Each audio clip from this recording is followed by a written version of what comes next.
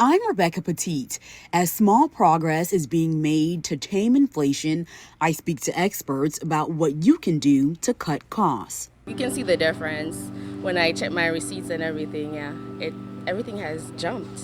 Elevated prices are wearing down on mom of two and Matisha Williams. I spend mostly on groceries. I'm pretty much a week $300 to $400 on groceries. So yeah, and I have two kids. They're young. Inflation eased slightly in April, providing a bit of hope for Americans. The Consumer Price Index rose less than expected, up 3.4% from a year earlier, down from 3.5% in March.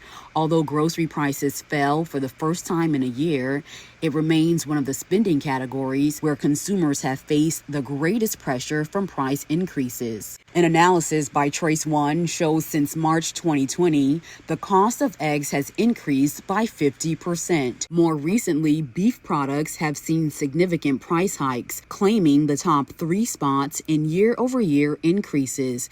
People tell me they're having to cut spending in other areas. We're buying less clothes for ourselves, obviously, but we're also spending a lot less money on going out and entertainment and things like that, and looking at the things that we can do at home to save money.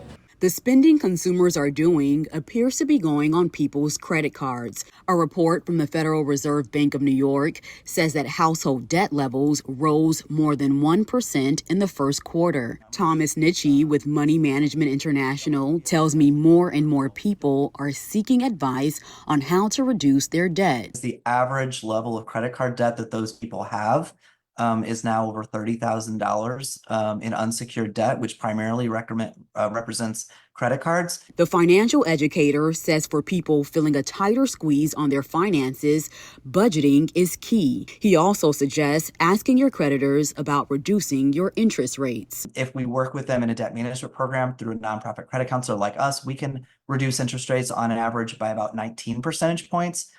So anything you can do to work with your creditor or work with a counselor to get the interest rates down so that more of your payment is going towards principal rather than interest. Rebecca Petit, ABC Action News.